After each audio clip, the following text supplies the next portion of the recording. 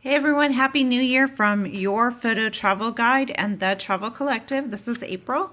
I thought I'd take a moment and hop back onto the forums on TripAdvisor, which have gotten a little bit harder to find. When you're searching, you have to kind of go to a couple different places to actually get to the forum. I had a little bit of trouble getting there, but let's see if we can help a few people out here with our with some help planning today. So we've got booking in advance, and honestly I haven't opened any of these yet, so I thought I'd pop on, have some time today and see what we've got. Booking in advance. We are from the UK and are planning a 2-week motorhome trip in July. We have done this on Vancouver Island for the last 2 years, where we discovered that it was absolutely vital to not only plan but book every night's campsite months in advance. This may also be necessary in New England. I have actually a camp guide at home at my home office that I didn't bring with me, but I would, if you know ahead of time when you're planning to go somewhere, I highly advise booking ahead and reading the cancellation policy. Many places that are popular, like New England, even in summertime, to do a road trip like this, again, it'd be, the best places are going to book early. And in New England, the states are small. I imagine some of the campsites, the places, the amount of locations to have a campsite might be more limited.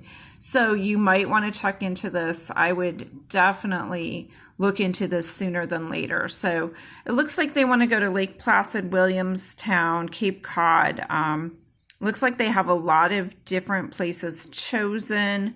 And they do mention the motorhome, so I'm curious where they're going to fly into and where they'll rent the motorhome. But I do know there's places that do this. So we'll check back into this. I'll probably leave a response after we do this video. So I'm going to click back here to New England Forum. I did see someone, I don't travel with a dog, so answering some of the dog-friendly questions sometimes aren't my forte. Always read the fine print on dog-friendly inns. But let's take a look at this one, New England Itinerary Help. And let's see, this person is asking, get back to the question here. They posted this November, so it has been a little while, but they are, where is the original post? Oh, looks like, they are planning ahead for October of 2025.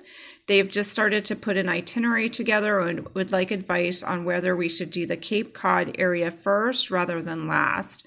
If their main interest is seeing the autumn foliage, I would do the Cape Cod area last. That is just the way the foliage flows. Is Cape Cod is near the water. It's further south. It's south and east of Boston, whereas places like Jackson, New Hampshire, Kennebunkport, Maine, all of those places, and Stowe, Vermont, they mention, are further north, and those places are going to turn earlier rather than later. I am questioning a little bit their choice of dates. I might shift it a little bit later. Because color seems to be changing a little bit later, but these dates would work. And again, if you're flying in and out of Boston, that might be why Boston is at the beginning and I imagine towards the end. But I almost would fly into Boston, stay one night, grab the rental car and head straight to probably all the way to Stowe, and then work my way back and make a loop. But that's just my input. This could be rearranged a little as well. They do have a lot of driving time. Jackson, New Hampshire to Bar Harbor is a full long day, but entirely possible. And there's a lot to see actually between Bar Harbor and Kennebunkport, in my mind, not to be missed places along the coast. 2 nights at Bar Harbor would be the minimum so that you could see Acadia National Park, maybe do a sunrise atop Cadillac Mountain. And if you're thinking about things like sunrise at Cadillac Mountain, you may want to look at the website now and bookmark it and find out how far in advance you can book those parking spots, because they are doing reservations for those parking spots on the top of Cadillac Mountain for sunrise. So that's my input on that. I'll go back in a little bit after we do this video and pop that on there. So we'll do one more question on this video. Let's see. They've got, Boston and wider area to see fall 2025. So I think it's a good idea. And I clicked on the person and not the post. So let's go here. They also noted a photo rookie. Sometimes it's good to look at the person's profile that's posing the question to find out all of their interests when you're trying to answer or help them. Or when you post a question, if you're using TripAdvisor, it might be good to indicate what your interests are, because there's so many things to do that whether, if you like to hike or walk, how long of a hike or a walk is important to you. Or are you someone that likes to just get in and out of the car? Because again, things like hours of daylight, amount of time that you have each day, these can affect your personal choices on what you like to do and how you like to spend your time enjoying fall. Everyone enjoys their travel a little bit differently. My wife and I are planning a 2-week trip arriving in Boston in mid-October. We plan to stay 3 to 4 days in Boston and then travel from there to see fall at its best. Love these type of questions. I love helping individuals like this with their travel planning. Again, they didn't they didn't give a lot of input on what their interests are. And traveling from there to see fall at its best, again, that doesn't give me a lot of idea of, we don't plan to drive, so only public transport to get around.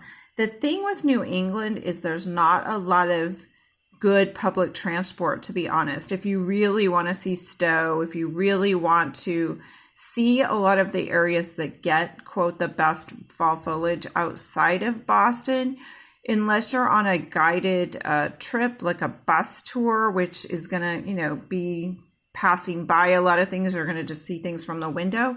I highly recommend renting a car or finding a small group trip. So that's how I would respond to this. First of all, is I just noticed, unlike Europe, where there's a lot of trains that connect towns, in New England, here in the United States, as we all know, there are not a lot of public transportation ways to get between small towns. Like, let's say, to get between Kennebunkport, Maine, and maybe over to Jackson, New Hampshire. There's just not a lot of that. And, even Uber and Lyft, you're going to pay a lot of money to do a car hire at that point.